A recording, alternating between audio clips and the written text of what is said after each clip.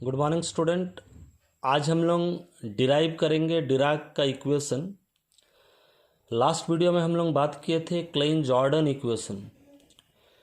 Klein Jordan equation एक relativistic equation है, लेकिन फिर भी इसका कुछ कुछ लिमिटेशन है। जैसे हम लोग देखे थे रिलेटिविस्टिक क्वांटम मैकेनिक्स जब हम लोग स्टार्ट किए थे, तो उसके पहले जो स्क्रॉडिंजर के इक्वेशन जो हम लोग यूज़ करते थे, हम पिछला वीडियो में बात किए थे स्क्रॉडिंजर का जो इक्वेशन है वो स्पेशल थ्योरी ऑफ रिलेटिविटी के साथ वो कंसिस्टेंट नहीं था। हम लोग देखे थे एक ऐसा इक्वेशन हम लोग को चाहिए जिसमें हैमिल्टोनियन हमारा रिलेटिविस्टिक होना चाहिए, लेकिन स्क्रॉडिंजर में हम लोग देखे थे हैमिल्टोनियन हमारा था नॉन रिलेटिविस्टिक। दूसरा हम लोग स्क्रॉडिंजर इक्वेशन में हम लोग देखे थे जो हमारा वो इक्वेशन था first derivative in time and second derivative in space. तो हम लोग स्पेशल थ्योरी ऑफ रिलेटिविटी में हम लोग जो स्पेस टाइम सिमेट्री की बात करते हैं उसके साथ वो कंसिस्टेंट नहीं बैठा। तो दो प्रॉब्लम हमारा था, एक ऐसा इक्वेशन डिराइव करना जिसमें हैमिल्टोनियन हमारा क्या हो, रिलेटिविस्टिक हो, या तो एक ऐसा इक्वेशन डिराइव करना जिसमें हमारा जो हैमिल्टोनियन जो फर्स्ट डेरिवेटिव है स्पेस भी हमारा फर्स्ट डेरिवेटिव हो, स्पेस टाइम सिमेट्री हो। तो पहला आइडिया को लेकर के क्लेन जॉर्डन अपना इक्वेशन डिराइव किए। वो स्क्रॉडिंजर इक्वेशन का जो हैमिल्टोनियन था उसको रिलेटिविस्टिक हैमिल्टोनियन में कन्वर्ट किए, लेकिन फिर भी उसमें कुछ लिमिटेशन आ गया था। पहला लिमिटेशन है वो जो क्लेन जॉर्डन का जो डिफरेंशियल इक्वेशन हम लोग देखे थे वो था सेकेंड ऑर्डर इन टाइम। तो सेकेंड ऑर्डर इन टाइम रहने के चलते उसका जो सॉल्यूशन था वो पूरी स्पेसिफाइड था initial condition for psi as well as del psi by del t. अगर ये दोनों साई और del psi by del t अगर हम लोग जानते हैं तो ही उसको हम लोग सॉल्व कर पाएंगे। लेकिन साई का हम लोग जानते हैं कुछ फिजिकल मीनिंग होता है, लेकिन del psi by del t का कोई फिजिकल मीनिंग नहीं है। सेकेंडली हम लोग जो उसमें जो हैमिल्टोनियन ऑपरेटर जो थे उसको रिलेटिविस्टिक हैमिल्टोनियन में कन्वर्ट किए थे, उसमें ई स्क्वायर हम लोग लिए थे, ई स्क्वायर आप लोग देख सकते हो ई स्क्वायर। लेकिन उसमें जो ई स्क्वायर ले रहे, स्क्वायर को जब हटाएंगे E equal to plus minus c means energy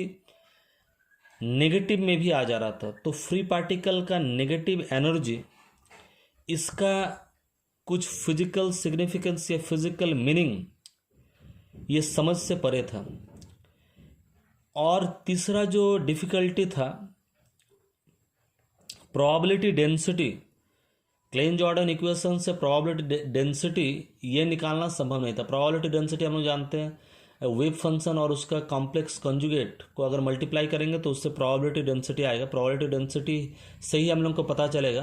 probability of finding the particle at any finite volume, उससे हम लोग को पता चलेगा पार्टिकल कहाँ पर है प्रोबेबिलिटी डेंसिटी से। तो वो भी संभव नहीं था, इसीलिए डिराक एक और इक्वेशन डिराइव किए जिसको डिराक इक्वेशन के नाम से हम लोग जानते हैं। तो सबसे पहले हम लोग बात करते हैं जो डिराक इक्वेशन किस किस चीज़ को एज्यूम करके निकाला गया था, और उसके बाद डिराक इक्वेशन में हम लोग जाएंगे। तो डिराक जो इक्वेशन है this is the relativistic wave equation. ये ब्रिटिश फिजिसिस्ट डिराक के द्वारा ये डिराइव किया गया था, और जो भी इक्वेशन डिराइव हम लोग पहले ही बात किए थे वो प्रिंसिपल ऑफ क्वांटम मैकेनिक्स और रिलेटिविटी के साथ कंसिस्टेंट होना चाहिए। तो इसमें है डिराक का इक्वेशन, ये theory of special theory of relativity हो चाहे क्वांटम मैकेनिक्स का प्रिंसिपल, इसके साथ कंसिस्टेंट है। तो जो डिफिकल्टी क्लेन जॉर्डन इक्वेशन में आया था, तो उस डिफ़िकल्टी को रिजॉल्व करने के लिए जैसे क्लेन जॉर्डन इक्वेशन में आया था जो वो लॉरेंज का इन्वेरियंस का जो डिमांड था उसको फुलफिल नहीं कर पा रहा था, क्योंकि क्लेन जॉर्डन का जो इक्वेशन में स्पेस टाइम सिमेट्री हम लोग को देखने को नहीं मिल रहा था। तो लॉरेंज इन्वेरियंस के लिए हमारा जो स्पेशल थ्योरी ऑफ रिलेटिविटी में एक है लॉरेंज इन्वेरियंस के लिए होना चाहिए क्या ना, एच ई पी के साथ लीनियर होना चाहिए। एच ई और पी के बीच में जो हमारा जो इक्वेशन जो बनना पड़ेगा वो लीनियर इक्वेशन बनना पड़ेगा, जो कि क्लेन जॉर्डन इक्वेशन था नहीं, उसमें वो चीज़ आया नहीं। क्लेन जॉर्डन इक्वेशन वो रिलेटिविस्टिक एनर्जी को लेकर के ही वो डील किए थे। अब डिराक इक्वेशन का एडवांटेज क्या है? जैसे Klein Jordan equation relativistic Schrodinger equation था, लेकिन इसमें फिर भी टाइम का सेकंड डेरिवेटिव रह गया। और एक बात था जो लिमिटेशन में, और एक बात हम लोग बोलना चाहें, क्लेन जॉर्डन इक्वेशन स्पिनलेस पार्टिकल के लिए ठीक था, अगर कोई पार्टिकल का स्पिन नहीं है उसके लिए ठीक था। लेकिन डिराक का जो इक्वेशन है फर्स्ट ऑर्डर टाइम डेरिवेटिव है, और इसके साथ जैसे क्लेन जॉर्डन का सेकंड ऑर्डर टाइम डेरिवेटिव था जिसमें साई और del psi by del t का बाउंड्री कंडीशन नहीं होने से नहीं हो पा रहा था, लेकिन Klein Jordan equation first order in time derivative और खास करके स्पिन हाफ पार्टिकल जैसे इलेक्ट्रॉन्स, प्रोटॉन, न्यूट्रॉन्स से इलोंग को भी बताने के लिए, माने इलोंग का भी जो प्रॉपर्टी है, गुण है, मोशन है, उसको भी डील करने के लिए ये इक्वेशन हमारा एप्लीकेबल होगा। तो जैसे हमारा जो इक्वेशन है time dependent Schrodinger equation H cap psi equal to I H cross del psi by del T, इसी इक्वेशन का एक लीनियर फॉर्म डिराक एज्यूम के Hamiltonian H is linear in energy and momentum, जो कि उनका एक assumption में था, क्योंकि हमारा एक ऐसा इक्वेशन चाहिए जो कि लॉरेंज का इन्वेरियंस के लिए, लॉरेंज इन्वेरियंस के लिए एच एनर्जी और मोमेंटम के बीच में एक लीनियर रिलेशन होना चाहिए। तो डिराक ने सबसे पहले हैमिल्टोनियन को इस फॉर्म में लिखा जहां पर कि अल्फा और बीटा ये कांस्टेंट, ये हम लोग डिटरमाइन करेंगे। अब देखिए एच का जो वैल्यू है वो इक्वेशन 1 में हम लोग पुट करेंगे। एच का जो वैल्यू था, हैमिल्टोनियन का जो वैल्यू लिए थे, हमारा जो इक्वेशन 1 था H cap psi equal to I H cross del psi by del T, तो एच के जगह में हम लोग ये वाला पुट किए जो डिराक जो एज्यूम किए, और हाँ psi i H cross del psi by del t. अब हम लोग चूंकि जानते हैं जो मोमेंटम ऑपरेटर है पी को हम लोग लिख सकते हैं minus i H cross del, तो पी के जगह में यहाँ पर खाली पी के जगह में हम लोग लिखे minus i H cross del, और ये सी अल्फा डॉट ये साई आर टी को इसके साथ मल्टीप्लाई किए, फिर beta m c square psi r t को ऐसा मल्टीप्लाई किए, इसको इस पार में ले आए इक्वल टू 0, और साई आर टी को सभी में हम लोग कॉमन ले लिए। कॉमन लेने से हम लोग का इस टाइप का इक्वेशन हमारा आ जाएगा। I H cross del by del t ये माइनस में है, इसको हम लोग प्लस किए तो ये प्लस में है तो माइनस हो जाएगा, ये माइनस में है तो हमारा प्लस हो जाएगा। इस ढंग से इक्वेशन का हम लोग ट्रांसफॉर्म किए। अब इसको थोड़ा सा आसान ढंग से लिखने के लिए हम लोग जानते हैं एनर्जी जो ऑपरेटर है ये i H cross del by del t होता है, मोमेंटम होता है आई एच क्रॉस डेल, तो इसके जगह में ई लिख दिए, minus i H cross del के जगह minus i H cross del के जगह में लिखेंगे पी, लेकिन ये तो माइनस नहीं है तो एक ठो माइनस हम लोग को ले लेना पड़ेगा, तो माइनस प्लस को लिख सकता हूँ माइनस इंटू माइनस, तो माइनस के लिए इतना लिख दिया, एक माइनस तो हमारा बच गया, और minus beta m c square equal to 0। इसी इक्वेशन को ऑपरेट किया जाए लेफ्ट हैंड साइड से, इससे ई प्लस इतना, ये जैसे ई माइनस इतना था, ई प्लस इतना से हम लोग इसको लेफ्ट से ऑपरेट हम लोग करते हैं। तो जैसे ही हम लोग इसको हम लोग लेफ्ट से ऑपरेट किए, इसके साथ ऑपरेट किए, ऑपरेट करने के बाद आप लोग इसको मल्टीप्लाई कर लीजिएगा, जैसे ई इंटू ई तो ई स्क्वायर साई, इसी ढंग से इसको इसके साथ सबको मल्टीप्लाई कर लीजिएगा इक्वल टू 0, और मल्टीप्लाई करने के बाद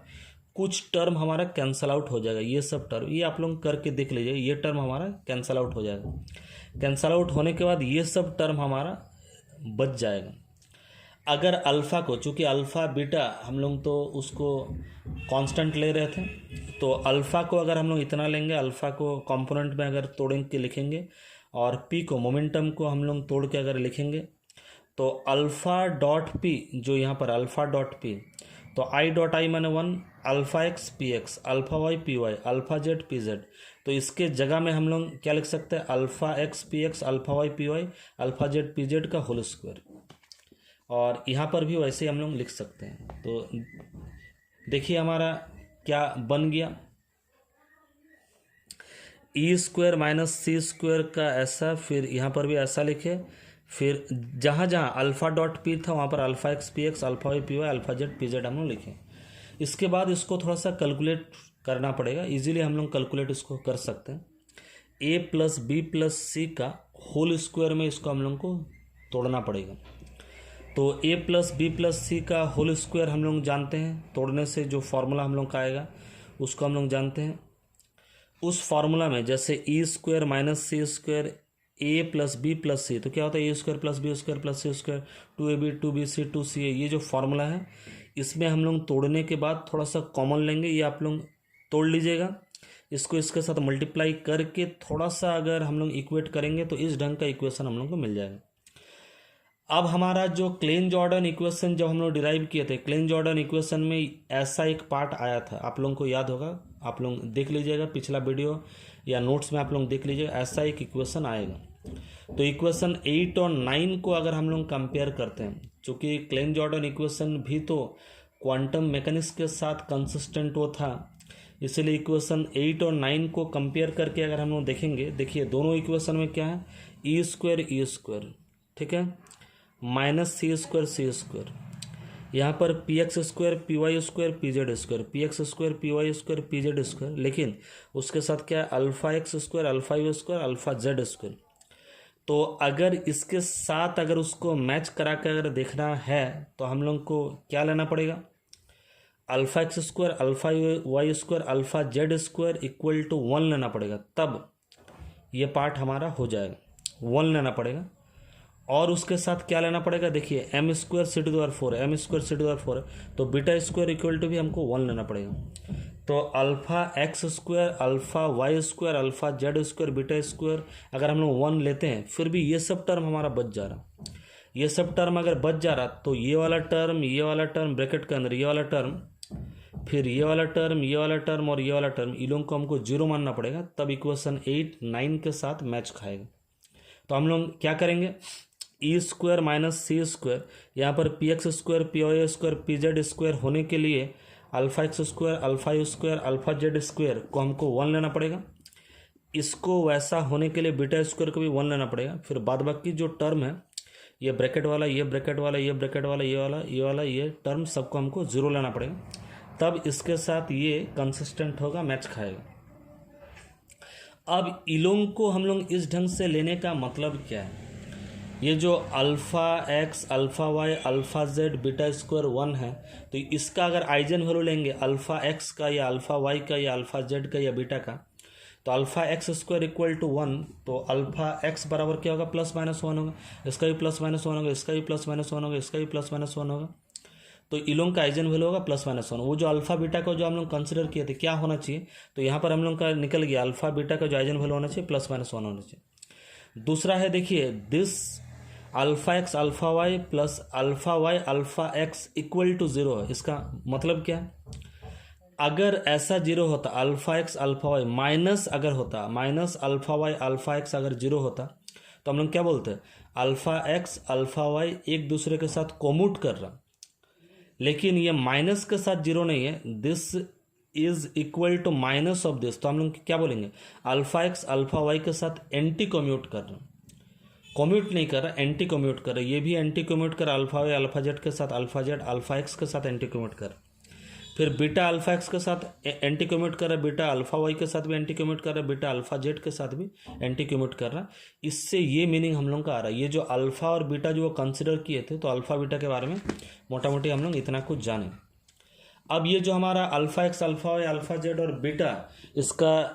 क्या प्रॉपर्टी होगा ना, इलोंग के स्क्वायर रूट जो हम लोग देखे थे वो यूनिटी होगा, 1 होगा, और anti commute with one another. फिर हम लोग देखें